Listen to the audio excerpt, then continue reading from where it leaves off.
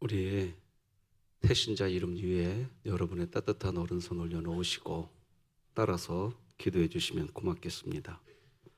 하나님 아버지, 이 귀한 분이 예수님 믿게 하옵소서. 코로나19가 속히 종식되게 하여 주옵소서. 예수님의 이름으로 기도합니다. 아멘. 코로나19 시대에 말씀 중심의 신앙인이어야 합니다. 이런 제목으로 하나님 말씀 나누겠습니다. 저는 지난주에 우리 성도님들과 코로나19 팬데믹 상황으로 인하여 과거 코로나19 상황 이전의 세계로 돌아가는 일이 이제 쉬운 일이 아니며 어찌 보면 다시 돌아가기 어려울 수도 있다. 이런 말씀을 나눴습니다. 그래서 사람들은 지금 새롭게 변화되는 시대, 상황에 맞춰서 뭔가 새로운 일, 새로운 변화를 시작해야 한다고 이야기합니다. 그리고 그런 변화에 발을 맞추지 못하면 시대의 흐름에 뒤처지는 인생이 되지 않을까 염려하기도 합니다. 하지만 이렇게 급변하는 상황에서 우리가 가장 먼저 해야 할 일은 나의 신앙이, 나의 믿음이 하나님 말씀 중심의 신앙인이어야 한다는 것, 이게 제1 관심사가 되시기 바랍니다. 코로나19 팬데믹 상황은 지금 우리에게 질문을 하고 있습니다. 당신은 말씀 중심의 신앙인입니까? 아니면 인본주의적 신앙인입니까? 오늘도 대표 기도하신 우리 집사님이 이렇게 기도하셨어요. 코로나19 이 상황을 통한 하나님의 선하신 뜻을 우리가 알게 해달라고. 여러분, 지금 코로나19 이때에 정말 하나님이 우리 그리스도인들 한 명 한 명에게 질문하는 것 같아요. 너 진짜 말씀 중심의 신앙인이었냐? 아니면 너 인본주의적 신앙인이었냐? 지금 하나님이 우리에게 질문한다고 저는 분명히 믿습니다. 신앙에는 두 가지 패턴이 있습니다. 첫째는 말씀드린 대로 말씀 중심의 신앙 패턴입니다. 그리고 말씀 중심의 신앙 패턴의 반대는 바로 인본주의적 신앙 패턴입니다. 인본주의적 신앙 패턴은 윤리를 추구합니다. 사회적 관심과 여론몰이를 하고 유행을 따라갑니다. 신앙생활을 하는 거면서도 정의 추구에 몰두합니다.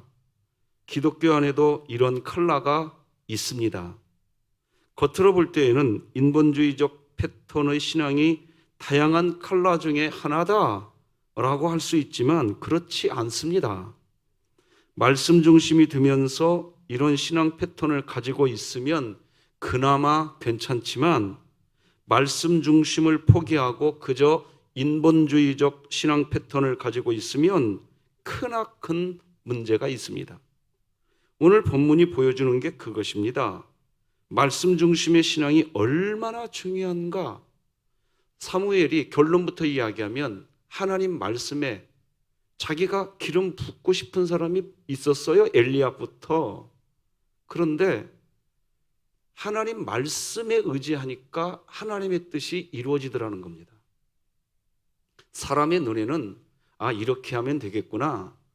괜찮겠다. 보이는 일들이 있습니다. 그러나 그때 말씀 중심의 신앙인과 인본주의적 신앙인은 현격한 차이를 나타냅니다. 7명의 이새의 아들들이 앞으로 지나가는 동안 사무엘이 꿋꿋하게 하나님의 말씀이 들려올 때까지 기름을 붓지를 않았습니다. 말씀 중심이 아니면 지금은 하나님의 뜻을 이룰 수가 없는 때입니다. 여러분, 스티브 잡스 곁에서 17년 넘게 스티브 잡스의 조력자로 일했던 켄 시걸이라는 사람이 쓴 스티브 잡스에 대한 책, 미친 듯이 심플이라는 책이 있어요. 한 번쯤 읽어보시기를 권합니다. 그러니까 이 스티브 잡스는 미친 듯이 단순함을 추구했다는 뜻입니다. 단순해지셔야 돼요. 큰 일을 아는 사람은 중요한 일을 앞에 둘 때에는 단순해지셔야 됩니다. 오늘 본문에 등장하는 사무엘이 그런 사람이에요. 오직 심플하게, 단순하게 하나님 말씀 중심으로 자신의 생각을 바꾸고 행동을 바꿉니다. 자신의 어떤 사상을 추구하지 않습니다. 정의감도 아닙니다. 내가 뭘 하겠다는 것도 아닙니다. 윤리도 아닙니다. 제가 신앙의 패턴 중에 하나는 인본주의적 신앙 패턴이 있다고 했는데, 이 인본주의적 신앙 패턴에서 가장 중요한 것은 오직 나입니다. 나. 하나님을 믿는다고 하면서도 오직 나입니다. 사실 이런 태도는 세상의 태도입니다.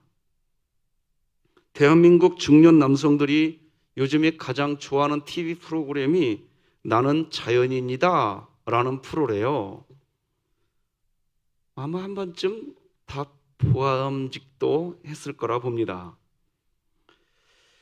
이 프로그램 내용에 등장하는 사람들은 대부분 대한민국 중년 남성들이 많습니다. 바쁜 도시 생활을 뒤로하고 세상과 떨어져 혼자 살아가는 사람들의 이야기를 담아내는 내용의 프로그램입니다. 많은 중년의 남성들이 본다고 하기에 저도 대한민국 중년 남성 아닙니까?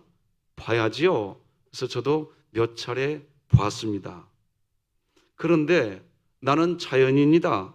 이 프로의 주요 내용은 일단 중년 남성들이 깊은 산속이나 오지로 들어가서 사람들의 시선에 신경 쓰지 않고 자신만의 삶을 살아가는 그런 모습이더라고요. 사실 좋은 말이 자신만의 삶을 사는 것이지 홀로 사는 내용입니다. 대한민국의 중년 남성들이 홀로 있고 싶다는 것입니다. 바로 나 자신의 삶을 살고 싶다는 것입니다.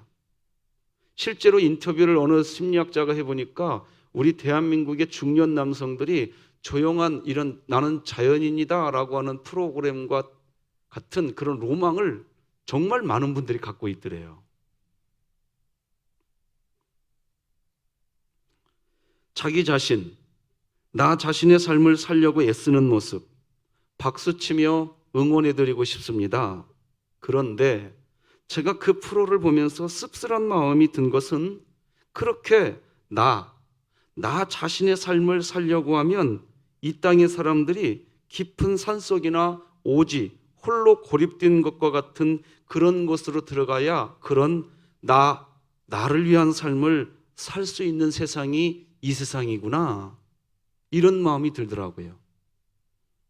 나는 자연이다라는 프로에 등장하는 주인공에게 진행하는 이 진행자가 있는데 대체적으로 똑같은 질문을 하더라고요. 어떻게 하시다가 이 깊은 산속에 들어오게 되셨어요? 라고 질문합니다. 그러면 또 대답도 공통적인 대답이 나와요. 생활에 지쳤다. 새로운 삶을 살고 싶었다. 이 대답이 거의 공통적으로 나옵니다. 누구의 아빠, 누구의 남편, 회사의 직급이 아니라 나로 있고 싶다는 내용이었습니다. 정신의학계의 정혜신 박사님이 계세요. 이분은 내 자신이 흐려지면 사람은 병이 든다고 합니다. 바로 나 자신이 흐려지면서 찾아오는 병이 공황장애라고 하는 병입니다. 라고 하시더라고요. 공황장애라는 병은 바로 나로 살지 못하는 데에서 오는 병이라고 이야기합니다. 그런 의미에서 나로 살고자 하는 마음은 그 자체는 절대 나쁘지 않습니다. 우리에게 필요합니다. 그런데 왜 대한민국의 사람들은 나로 살지 못할까요? 이유는 대한민국은 나로 사는 법을 배우기 힘든 그런 나라이기 때문이라고 전문가들이 해석하더라고요. 대한민국은 성적이 자신의 적성이나 자신의 소질을 이기는 나라입니다. 학교에서 진학 상담을 할 때 처음 받는 질문이 너의 적성은 뭐니? 네 소질은 정말 뭐니? 라고 적성과 소질이 아니라 네 성적은 얼마나 되니? 무엇을 하고 싶니? 네 인생은 너는 정말 뭘 할 때 기쁘니? 이런 질문보다 이 성적으로 지원할 수 있는 학교에 입학할 수 있겠니? 이 말을 먼저 듣는 나라입니다. 적성, 즉 소질에 따라 전공을 선택하기보다 적당한 성적, 자신의 성적에 따라 전공을 선택해야 하고 또 그렇게 강요받는 나라입니다. 그런 세상입니다. 더 비극인 것은 성적도 점수를 보기보다 등수를 봅니다. 학급에서 몇 등이고 전체 학생 중에 몇 등인가? 그것이 훨씬 더 중요합니다. 그래서 몇 점인가 보다 몇 등인가가 항상 중요하지요. 내 실력보다 전체 학생 중에 내 앞에 몇 명의 학생이 있고 내 뒤에 몇 명의 학생이 있는지가 중요합니다. 그곳에 나는 없습니다. 나라고 하는 인격체의 성적표만 그냥 성적표만 있을 뿐입니다. 어릴 적 초등학교 운동회 때 달리기 시합이 있었습니다. 달리기 시합에서 1, 2, 3등 등수 안에 들어가면 상품을 받을 수 있습니다. 만약 1, 2, 3등 이 등수 안에 들지 못하면 그렇게 열심히 달려놓고 기가 죽어서 고개를 푹 숙여야 했습니다. 그리고 점심때가 되어서 부모님을 만나면 야, 너는 그것도 못 달리냐? 그런 이야기를 해주는 부모님들 많았습니다. 등수에 든 다른 친구들이 상을 받을 때 마냥 부끄러워지는 세상입니다. 그렇게 달리기 상품 마냥 걸려있는 게 직업들입니다. 직업. 세상에 그런 직업들을 책상 위에 선생님들이 쫙 펼쳐놓고 이제 시작되는 게 내 성적입니다. 남들보다 빨리 달려 1등급이 되면 갈 수 있는, 얻을 수 있는 직업이 있고, 그러다가 아쉽게 학교 성적이 2등급이 되면 선택할 수 있는 직업이 있습니다. 1, 2등급은 그나마 다행입니다. 3등급 이하로 성적이 나오면 이 3등급 이하로는 선택할 수 있는 직업조차도 나를 외면해 버립니다. 내 성적과 소질에 맞는 길은 완벽하게 사라지고 성적을 따라 세상이 요구하는 길만 남게 됩니다. 그러니 나로 살기 힘든 나라, 나로 살기 힘든 세상, 이 세상입니다. 결국 이 땅에 중년이 된 사람들은 스스로 고립된 장소를 선택할 수밖에 없는 게 이 세상입니다. 사람이 없는 곳, 깊은 산 속으로 숨어버립니다.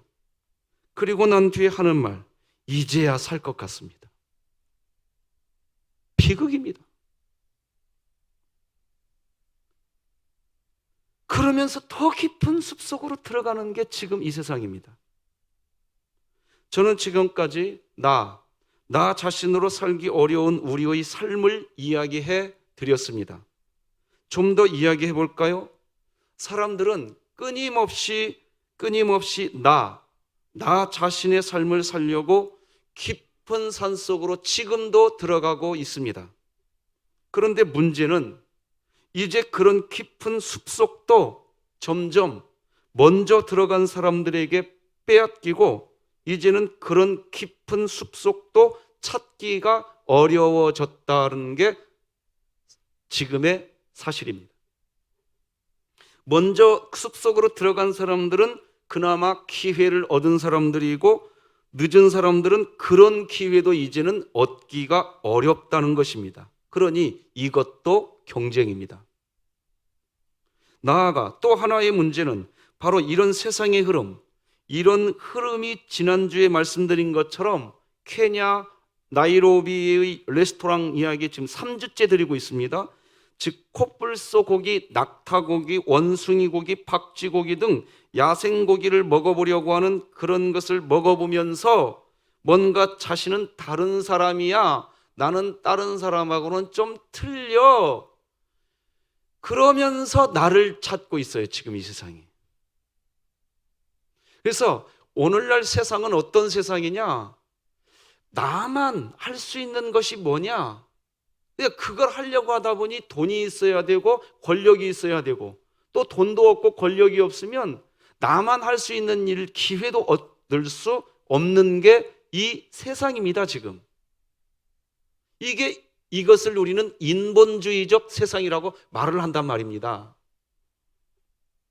그러면서 야생에 있어야 할 이 바이러스가 점차적으로 사람들이 그 깊은 야생, 그 깊은 속으로 들어가서 야생 고기들을 끄집어 잡아서 사람 사는 곳으로 데려오니까 그 숲속에만 있어야 할 바이러스들이 무차별적으로 지금 나와 있는 거예요.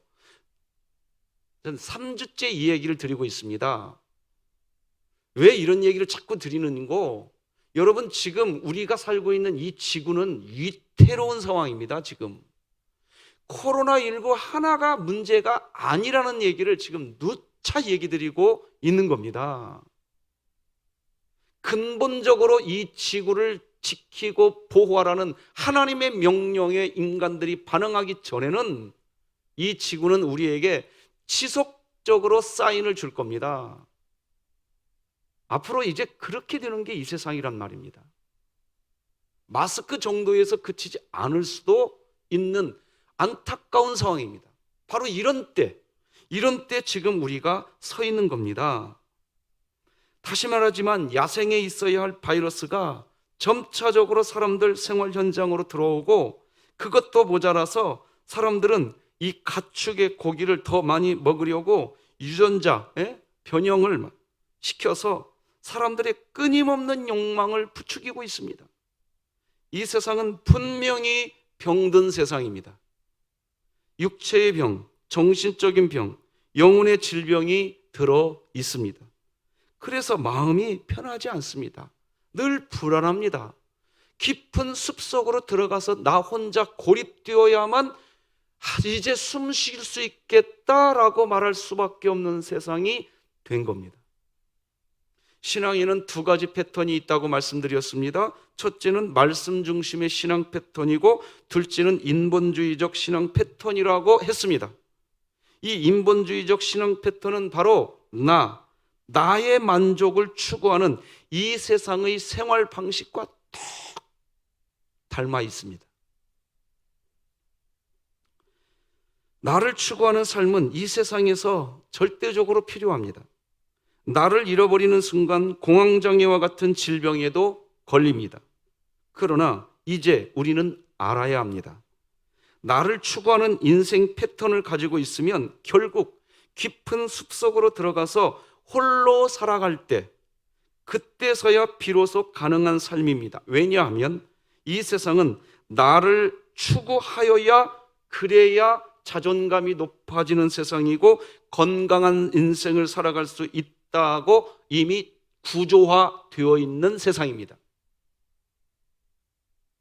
결국 이 세상 보통의 삶 구조는 나를 추구할 수 없는 구조이기 때문에, 나를 추구하려면 나는 자연인이다, 이렇게 되지 않으면 인본주의적 생활 패턴에서는 답이 있을까요?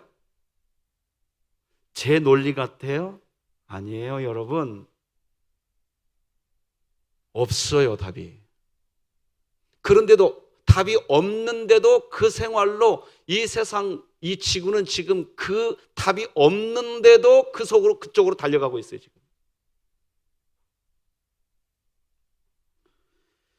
그러므로 우리는 빨리 알아야 됩니다. 하나님 말씀 중심의 신앙생활 패턴, 하나님 말씀이면 내가 일어서고 하나님 말씀이 아니면 한 걸음도 뛰지 않겠습니다. 여기에서 아멘 해주시기 바랍니다. 이 신앙이 우리를 살리는 신앙인 것입니다. 지금 코로나19는 우리에게 그것을 교훈하고 있는 겁니다. 하나님 말씀 중심의 신앙 패턴을 가져야 합니다. 교회가 어디를 추구해야 하느냐? 바로 말씀 중심적인 삶을 향해 나아가야 합니다. 그 말씀 중심의 신앙 패턴의 삶의 그 끝 지점에 뭐가 있느냐? 따라서 하십시다. 하나님 사랑, 사람 사랑입니다.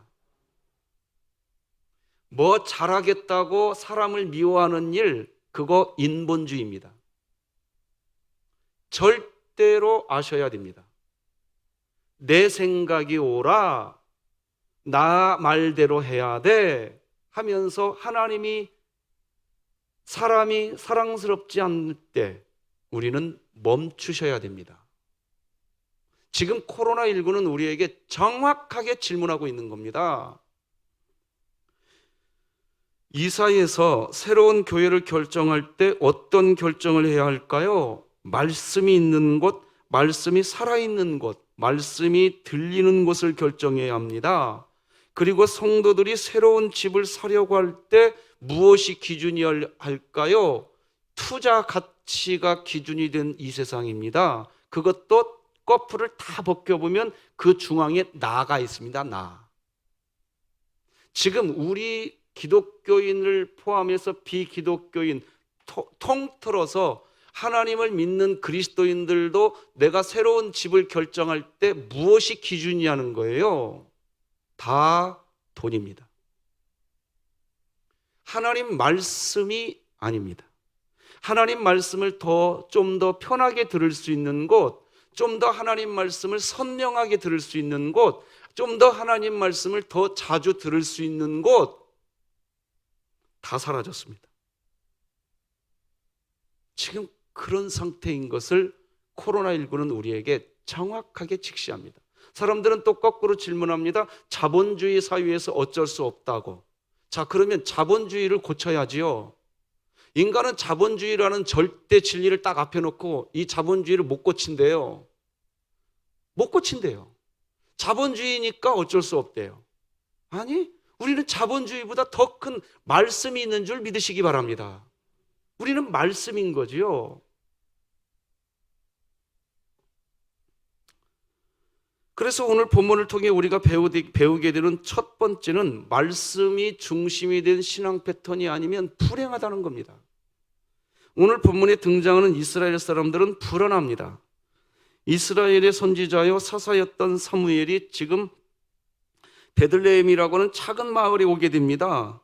사무엘 선지자가 이 마을에 온 이유는 이새의 아들 중에서 이스라엘의 왕을 세우기 위해서 오는 겁니다. 야, 여러분 혹시 시골에 살았던 기억나십니까? 저 어렸을 때요, 교장 선생님이 학생 집 방문하는 게 저희 국민학교 때 있었어요. 지금도 기억나요. 세상에 교장 선생님이 온다고 하니까요, 저희 그 조그마한 시골 마을이 벌컥 뒤집혔었어요. 저희 어머니 아버지가 일 아니면 죽음을 달라는 분들이었거든요. 일도 안 나가요. 기분이 좋았다는 거예요? 나빴다는 거예요?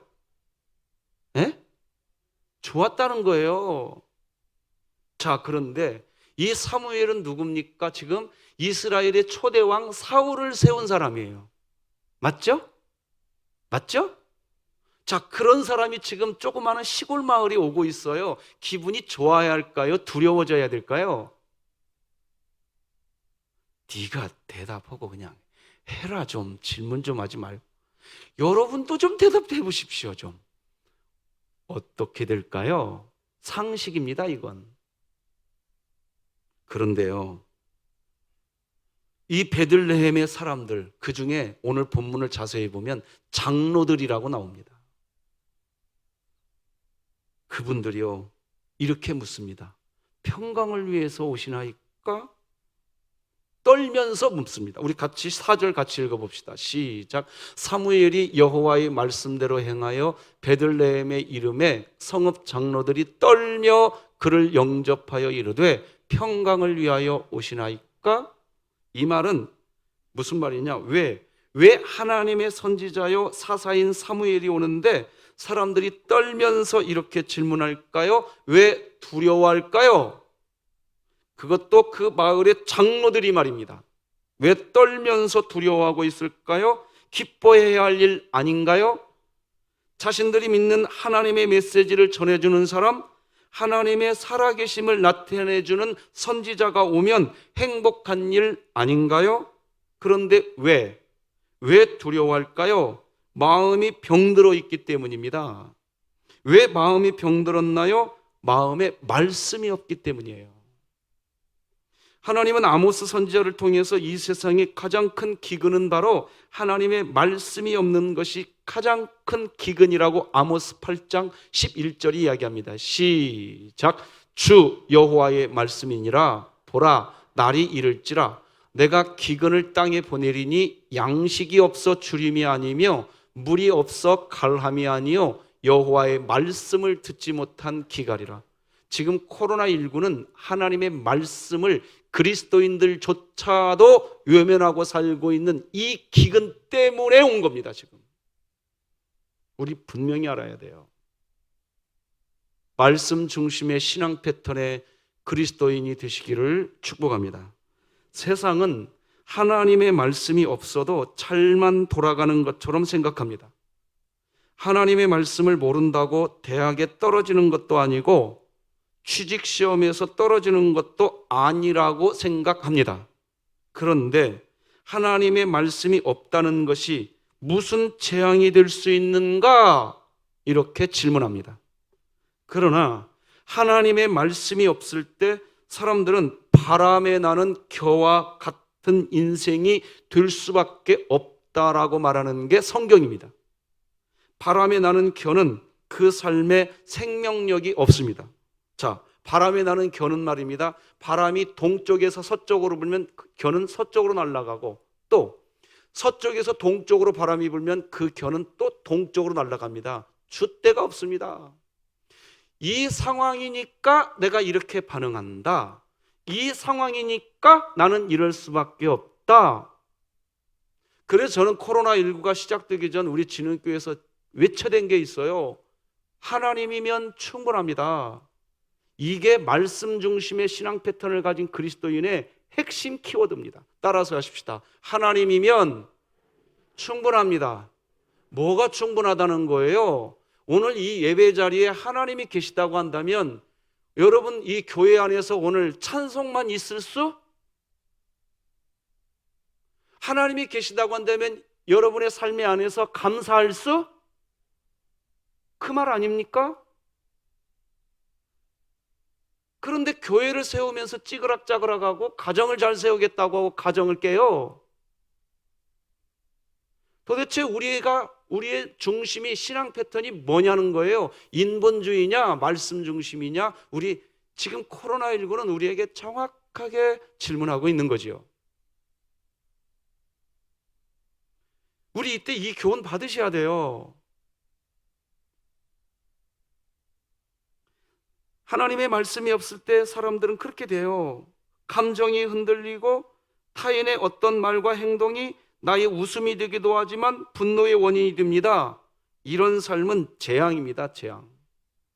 둘째는 말씀이 중심이 된 신앙 패턴은 인생의 무거운 짐을 말씀이 짊어져 주기에 행복합니다.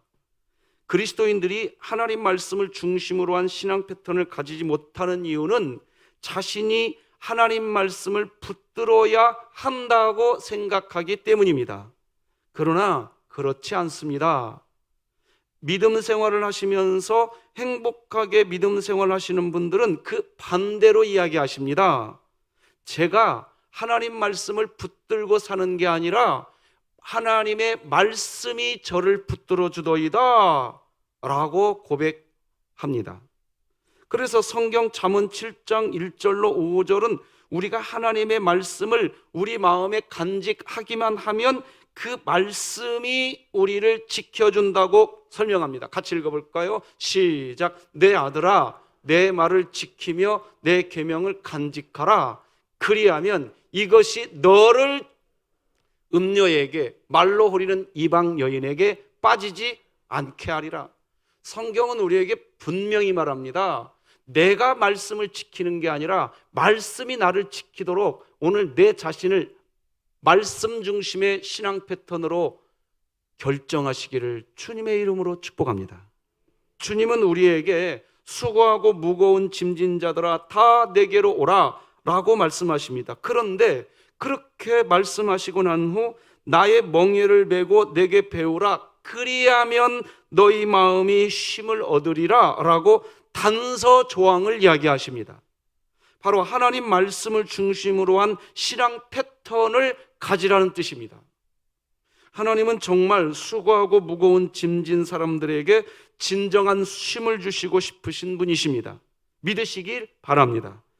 우리가 하나님의 말씀을 붙들고 사는 게 아니라 하나님의 말씀이 우리를 붙들어주는 쉼, 하나님은 그것을 은혜라고 말씀하시면서 그 은혜 안에서 쉬라고 하시는 분이십니다. 할렐루야.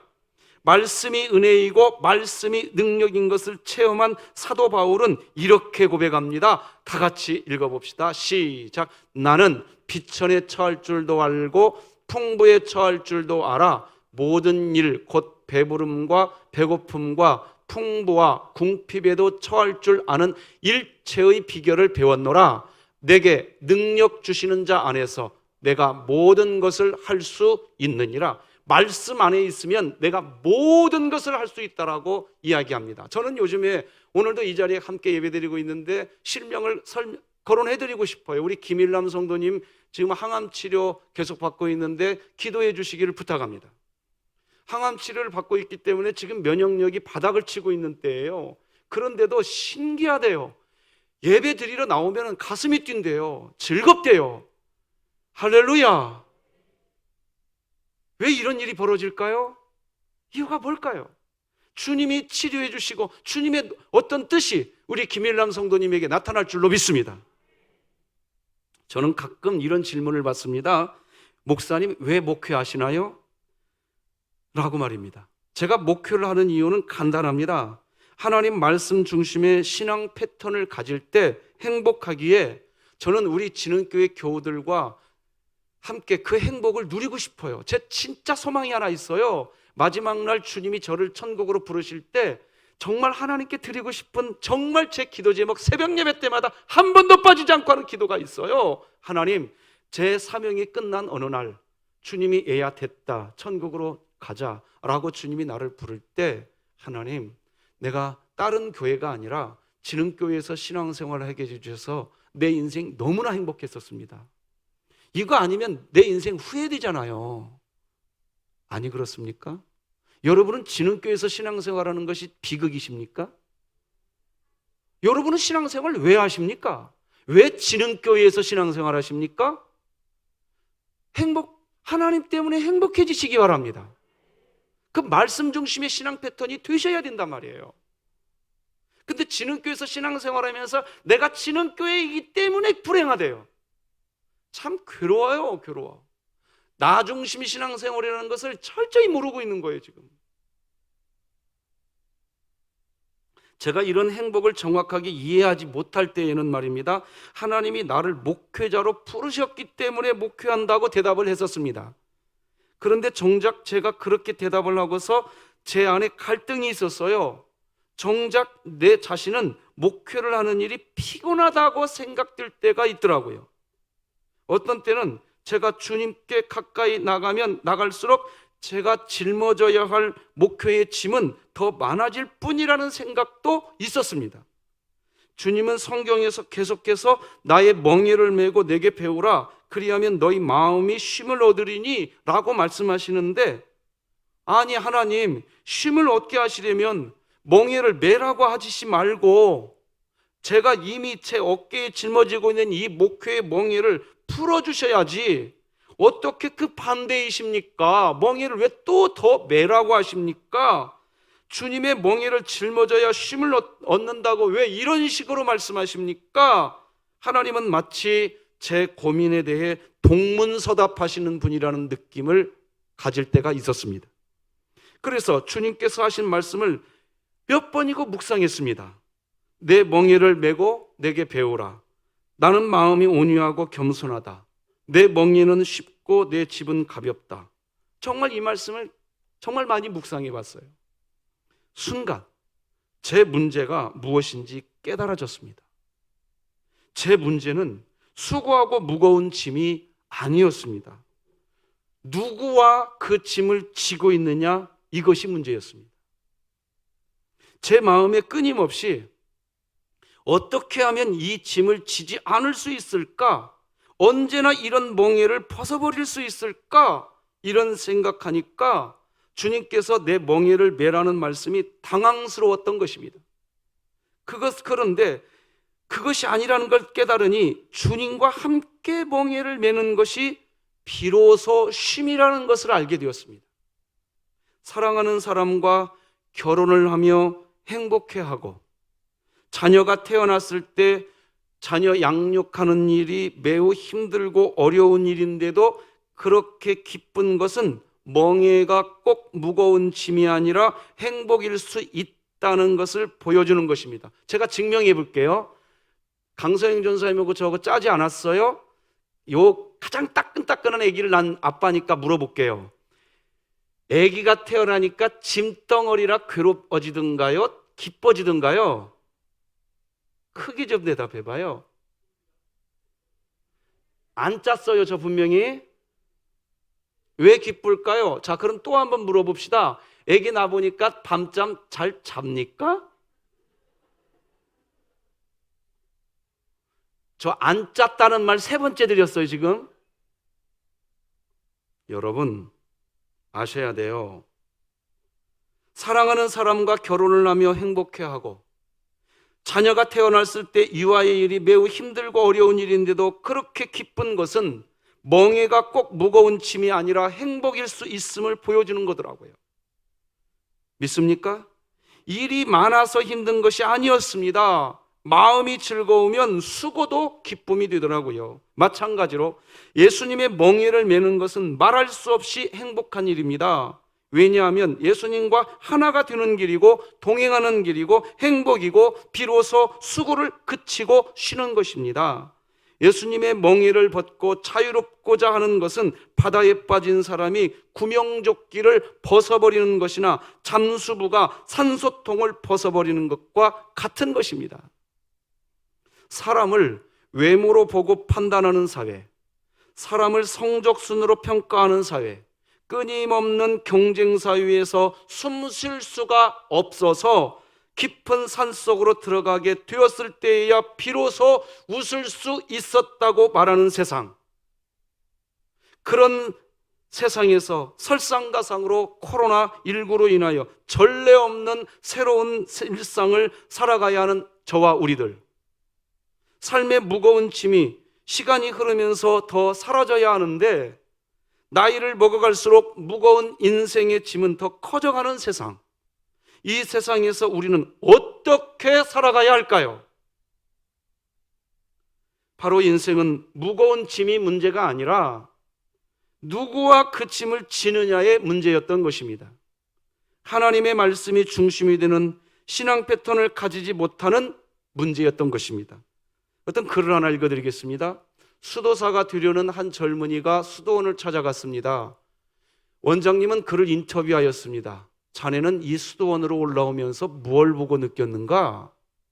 젊은이가 말했습니다. 원장님, 저는 오직 수도사가 되려는 일념으로 올라왔습니다.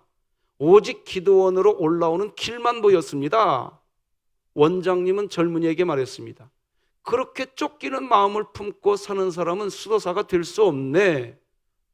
다시 내려가서 수도원으로 올라오는 길 옆에 피어있는 꽃들을 보고 흐르는 시냇물 소리를 들으며 숲속에서 들려오는 새들의 노랫소리를 들으며 천천히 올라오게. 수도사의 길을 걷겠다고 하는 이 숭고한 마음을 가진 사람도 자기 주변에 있는 꽃과 시냇물 그리고 새들과 함께하는 삶을 보지 못하면 수도사의 길을 걷겠다고 하는 사람조차도 그저 자신이 가야 할 길, 자신이 감당해야 할 무거운 짐만 바라보면 결코 쉼을 얻을 수 없습니다. 여러분 곁에서 늘 동행하시는 주님을 볼 수 있기를 바랍니다. 그게 말씀 중심의 신앙생활의 성도의 특징입니다. 그래서 분명히 내 눈앞에 이런 문제덩어리가 산더미처럼 쌓여 있는데도 문제덩어리가 먼저 보이지 않고 주님이 먼저 보이기 때문에 찬송할 수 있는 마음, 감사할 수 있는 마음, 여러분의 마음이 되시기를 주님의 이름으로 축복합니다. 많은 사람들은 예수님을 믿으면서 인생의 무거운 짐이 없어지게 해달라고 기도합니다. 그러면서 사람들은 어떤 무거운 짐이 있으면 습관적으로 힘들어서 못하겠다, 특히 교회에서 그 말 제일 말하죠. 나 다음부터 안 해. 그거 어쩌자는 거예요. 그래서 여러분, 정말 우리를 못 살게 하는 것이 힘든 일, 무거운 짐일까요? 무거운 짐이 없으면 우리는 정말 잘 살 수 있는 것인가요? 자식도 없고 배우자도 없고 직장도 없고 교회 일도 없으면 살만 할까요? 아닙니다. 잘 살고 못 사는 것이 힘든 일에 달려있는 것이 아니라 믿음에 달려 있습니다. 많은 그리스도인들이 예수님을 믿는 믿음의 방향이 무거운 짐이 없어지기를 원하는 방향을 가지고 있습니다. 하지만 일이 없어서 쉬워지는 것이 아니라는 것입니다.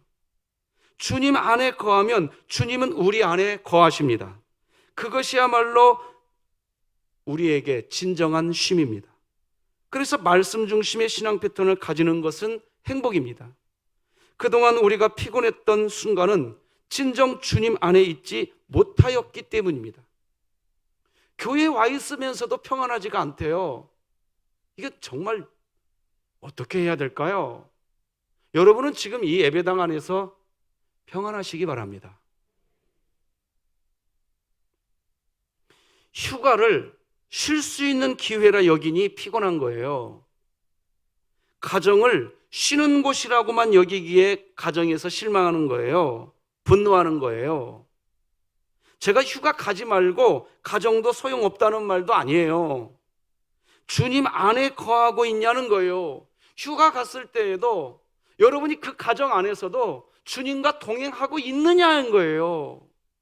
이 교회 안에서도 지금 여러분이 주님과 동행한다면 평안할 수 있어요. 믿으시기 바랍니다. 그래서 저는 일 잘하겠다고 싸우지 말라고 누차 얘기하는 거예요. 뭐가 중요하냐는 거예요. 그 일 잘 다 해놔야 나중에 우리 주님이 근다니까요. 마지막 날 내가 선지자 노릇하고 권능도 행하고 귀신도 쫓았는데 주님이 뭐라고 얘기한다고요? 이 불법을 행하는 자들아, 도무지 모르겠다, 내게서 떠나가라. 뭐 하고 왔냐는 거예요 도대체. 여러분, 이러면 정말 불행이잖아요. 하나님과 동행하시기 바랍니다. 오늘 본문에 등장하는 사무엘은 한 나라의 왕이 될 사람에게 기름을 부어야 하는 무거운 짐을 가지고 있습니다. 여러분 생각해 보세요. 내 손끝 하나 때문에 지금 누가 왕이 되느냐 이 결정된다고 한다면 이게 무거운 짐 아니겠어요? 얼마나 무겁겠냐고요 이게. 그런데 오늘 본문에 나오는 사무엘의 모습에서 무거운 짐을 지고 있는 것으로 힘들어하는 모습은 전혀 찾아볼 수가 없어요. 한 나라의 왕이 될 사람에게 기름을 붓는 일이 쉬워서가 아닙니다. 사무엘도 이새의 첫 번째 아들 엘리압의 외모만 보고서 잘못하면 실수할 뻔했습니다. 하지만 그렇다고 해서 그 중요한 일을 감당하면서 괴로워하지 않았습니다. 무거운 짐을 감당해야 한다고 탄식하지 않았습니다. 왜요? 주님과 함께하고 있기 때문에. 사무엘은 하나님 말씀 중심의 신앙 패턴을 가지고 있었습니다. 하나님 말씀 중심의 신앙 패턴을 가진 그리스도인은 따라서 하십시다. 결정적인 순간에 말씀이 들린다. 들리게 돼 있어요. 우리 안에 계신 성령님이 기억나게 해주시는 하나님의 말씀이 들립니다. 순간 사무엘 선지자도 이새의 큰아들 엘리압의 겉모습만 보고서 그에게 기름을 부을 뻔했습니다. 그런데 사무엘 선지자는 말씀을 중심으로 한 신앙 패턴을 가지고 있었기에 하나님의 음성이 들립니다. 7절 다 같이 읽겠습니다. 시작. 여호와께서 사무엘에게 이르시되 그의 용모와 키를 보지 말라. 내가 이미 그를 버렸노라. 내가 보는 것은 사람과 같지 아니하니 사람은 외모를 보거니와 나 여호와는 중심을 보느니라 하시더라. 직장에 다니시는 직장인들은 호주머니에 사표를 넣고 다닌다는 말이 있습니다. 그만큼 직장 생활이 힘들다는 뜻입니다. 그런데 실제로 며칠 전에 우리 교회 한 성도님이 저에게 전화를 주셨습니다. 힘든 직장 생활로 스트레스가 하늘을 찌르고 있다고 했습니다. 그래도 열심히 해보려고 무슨 잘못된 일이 발생하면 가장 먼저 드는 생각이 내가 실수했겠지, 내가 뭔가 부족했겠지 하면서 그래서 이렇게 된 거야. 내가 다시 잘하면 돼. 그렇게 마음을 다시 붙잡고 마음의 평안을 지키려고 해도 그러면 그럴수록 더 힘만 들고 괴롭다고 했습니다. 그렇게 괴로워하는 그 성도님의 탄식은 분명한 이유가 있었습니다. 힘들어하는 성도님에게 전화상으로 제가 해줄 수 있는 것은 아무것도 없었기에 전화상이기에 그저 마치 힘든 사람 어깨를 토닥거리듯이 따뜻한 말로 위로해 주었습니다. 그런데 그분이 전화를 끊기 전에 저에게 이렇게 얘기했어요. 제가 받아 적어놨어요. 목사님과 통화할 수 있어서 잠깐 멈칫거리더라고요. 위로가 됩니다 하고 전화를 끊더라고요. 목사도 사람일 뿐입니다. 한갓 사람도 곁에 있다는 것이 인식되면 힘이 나고 위로가 됩니다. 코로나19로 인해서 어렵지만 하나님 말씀이 중심이 된 신앙 패턴을 가진 그리스도인은 상황과 상관없이 하나님이 곁에 있는 것이 분명히 보여지시는 은혜 오늘 받고 가시기 바랍니다. 하나님과 함께하기에 오히려 감동의 주일 예배를 드린 한 개척교회 목사님 이야기를 SNS상에 올린 것을 여러분에게 읽어드리겠습니다. 코로나19로 인해서 본당 예배실 공간에 의자 배치를 다시 했다. 딱 30명 정도 앉을 수 있는 자리가 나온다. 의자 뒤에 노란 스티커 붙은 자리만 앉고 나머지 한 자리는 성경 놓는 자리다. 이렇게 하고 창문 다 열어두고 예배 드린다. 1부 20명, 2부 25명 미만, 3부 20명 정도의 성도들이 나와서 예배한다. 코로나보다 코로나에 적응하며 믿음을 고백하는 흩어진 성도들도 귀하고 사회적 거리두기를 하며 마스크 착용하고 나와서 예배하는 성도들도 귀하다. 코로나19에 적응하는 우리들의 모습도 눈물겹다. 거리두기를 할 수밖에 없지만 여유롭게 예배할 수 있어서 좋다. 비어있는 모든 공간에 주의 영이 가득하고 그분의 영이 운행하신다. 주여, 여기에도 운행하여 주시옵소서. 주여, 입이 마르옵나이다. 주여, 다시 운행하여 주시옵소서.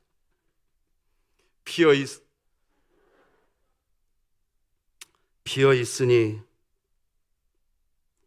비어있는 공간에 주의 영이 가득하고 그분의 영이 운행하신다. 비어있으나 가득 찬 공간이 성도들이 모이는 공간이요 흩어진 공간이다. 청소년 아이들이 나와서 찬양하는 것만 보고도 울었다는 우리 청소년 담당 전도사님, 감격이다. 감동이다. 코로나를 극복하며 우리들의 믿음은 자란다. 말씀 맺겠습니다. 진정한 나를 발견하는 길은 하나님 앞에 설 때입니다. 성경에서 그렇게 유명한 다윗도 하나님 앞에 서기까지는 단지 막내로 불렸습니다. 오늘 본문 11절이 이새가 이르되 아직 막내가 남았는데 그는 양을 지키나이다. 하나님 앞에 서기까지는 단지 막내로 불렸던 다윗. 사무엘은 그의 머리에 기름을 부어줄 때 그때부터 다윗이라고 불렸습니다. 자신의 정체성을 발견한 것입니다. 수많은 목동 중에 하나, 7 형제 중에 막내, 남들과 다름없는 삶을 살던 소년이 하나님 앞에 서자 다윗이 되었습니다. 왕이 되었습니다. 세상은 돈을 쓰면서 자신을 증명하려고 합니다. 가치 있게 써야 할 돈을 사치로 낭비합니다. 그렇게 자신을 나타내려고 합니다. 하나님 말씀을 중심으로 한 신앙 패턴을 가진 그리스도인은 하나님 앞에서 자신을 발견합니다. 예수님 앞에 선 삭개오는 수치스럽던 과거를 버리고 가치 있는 삶을 선택합니다. 삭개오야 내려오라. 예수님이 그의 이름을 불러주었을 때 그는 새로운 사람이 되었습니다. 코로나19 시대, 혼란과 염려, 불안이 가득한 시대입니다. 그런 시대에 지금 하나님이 여러분의 이름을 이렇게 부릅니다. 진흥교회 성도 누구누구야. 그 음성이 들리시기 바랍니다. 말씀 중심의 신앙 패턴을 가지고 인본주의적 신앙 패턴 내려놓고 여전히 나만을 중심으로 살아가고 있지 않는가 점검해보고 말씀이 내 삶의 중심이 되시기를 주님의 이름으로 축복합니다. 기도하시겠습니다. 하나님 아버지 감사합니다. 코로나19 시대 하나님의 말씀이 중심이 된 신앙생활을 하고 있는지 점검하라고 하나님이 지금의 이 상황을 주신 줄로 믿습니다. 우리가 이때에 정말 말씀에 붙들림 받은 그런 신앙생활 하게 하여 주옵소서. 예수님 이름으로 기도합니다. 아멘.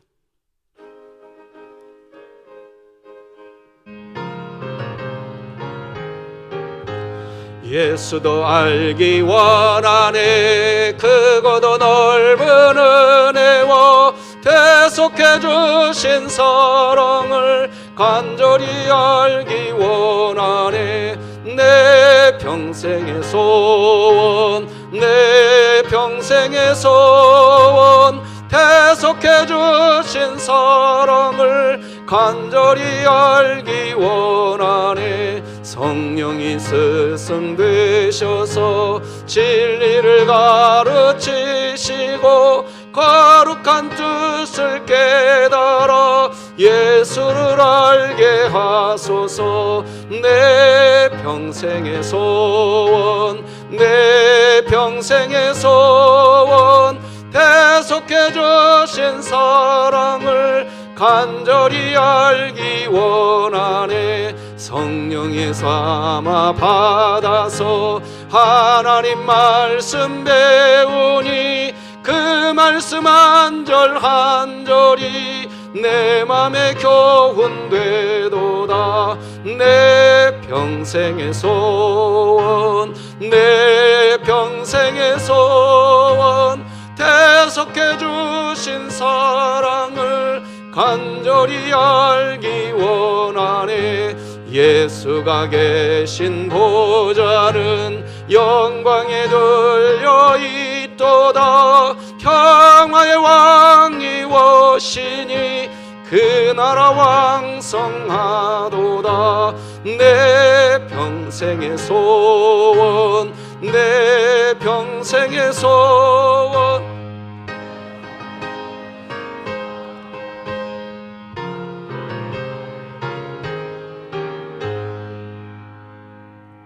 하나님 아버지, 우리의 왕이시고 우리의 모든 것 되시는 하나님 아버지, 아버지께 10의 1조 선교예물, 구제예물, 주정헌금, 감사예물, 성미를 구별하고 이삭죽기 마당에 참여하며 리모델링에 우리의 마음을 드립니다.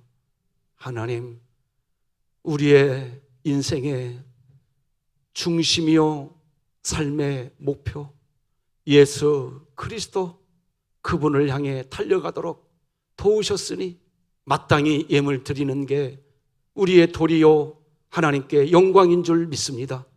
흠양하여 주시고 영광 거두어 주시옵소서. 예수님의 이름으로 기도드립니다. 아멘. 할렐루야. 우리 앞뒤 좌우 성도 여러분들께 이렇게 인사하십시다. 말씀 중심의 신앙 패턴이 중요합니다. 시작. 말씀 중심의 신앙 패턴이 중요합니다. 말씀 중심의 신앙 패턴이 중요합니다. 영상으로 교회 소식 듣겠습니다. 진흥교회에 오신 새가족 여러분을 환영합니다. 등록하신 새가족 형제자매님과 찾아주신 여러분을 환영합니다. 2020년도 교회 표어는 복음을 전수하는 가정, 가정을 세우는 교회입니다. 오후 예배는 가정 예배로 드립니다. 가정 예배 자료는 교회 홈페이지 나눔터에서 우리집 가정 예배로 들어가 확인하시기 바랍니다.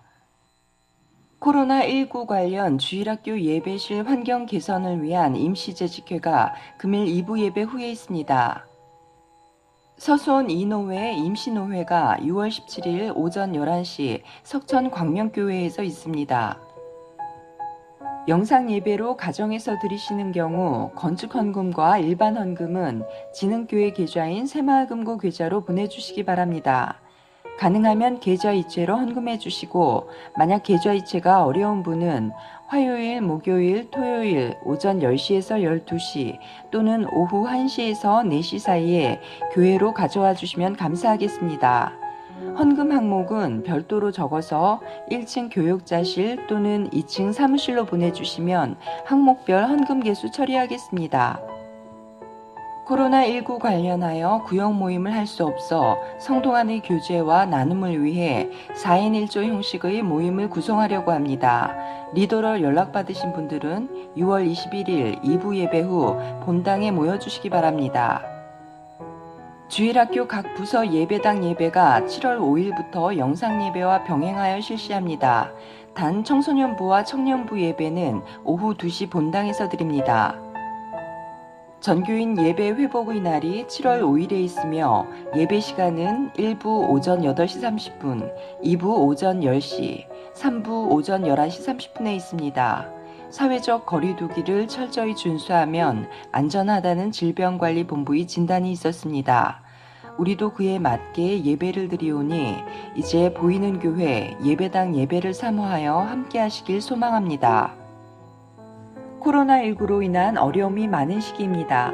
말씀 묵상과 기도를 쉬지 마시고 하나님의 자녀된 자존심을 갖고 성령님과 동행하시기 바랍니다. 예배당 예배를 위한 대응 안내입니다. 모든 예배 후 예배 장소 소독을 실시합니다. 열체크, 손세정, 마스크를 착용하고 예배를 드리고 방문자 기록을 합니다. 본당에는 사람 간 거리 두기 위해 펴 붙인 곳에만 착석합니다. 식사 교제는 없고 성도 간 대화는 통풍이 되는 교회 마당에서 합니다. 해외를 다녀오시고 자가 격리 기간에 해당되는 성도님은 추후에 예배에 참석합니다. 신분 확인이 불확실한 낯선 분은 출입을 통제합니다. 예배당 예배와 영상 예배를 동시에 실시합니다. 향후 코로나19 상황과 환경을 지켜보면서 다른 예배도 점진적으로 예배당 예배로 드릴 예정입니다. 서영환 성도님께서 새 가족으로 등록하셨습니다. 주님의 이름으로 환영하고 축복합니다. 윤상식 집사님, 신영희 집사님 가정이 구운동에서 원주로 이사하셨습니다. 박정분 은퇴권사님께서 연세 세미래 병원에 입원하셨습니다. 이상으로 교회 소식을 마치겠습니다. 감사합니다. 몇 가지만 추가 광고 드리겠습니다. 우리 원로 목사님께서 내일 병원에 입원하시고 물에 담낭 제거 수술을 하시게 됩니다. 근간에 여러 가지 몸이 약해진 상황이어서 받게 되었기 때문에 기도를 좀 많이 해주시기를 부탁드리겠습니다.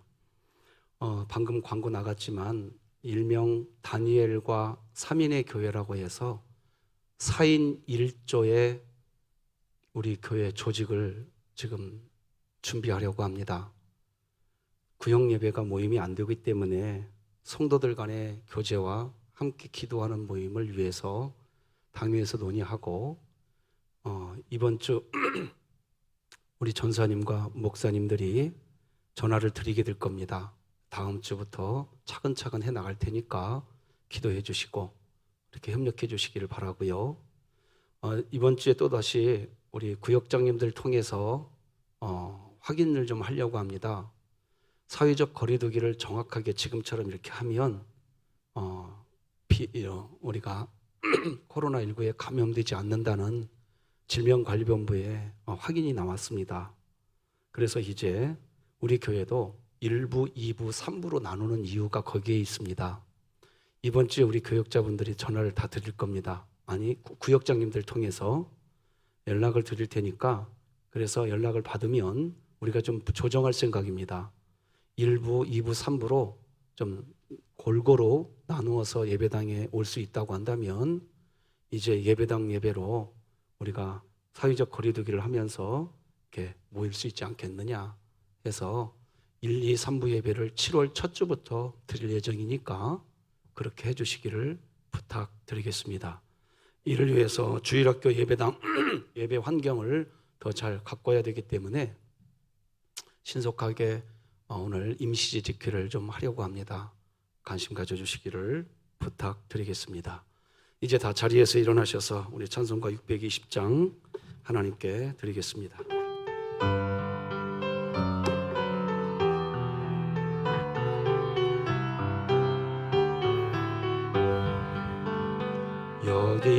여기에 모인 우리 주의 은총 받은 자여라. 주께서 이 자리에 함께 계심을 아노라. 언제나 주님만을 찬양하며 따라가리니 시험을 당할 때도 함께 계심을 믿노라. 이 믿음 더욱 굳세라. 주가 지켜주신다. 어두운 밤에도 주의 밝은 빛 인도하여 주신다. 예수님의 은혜와 하나님 아버지의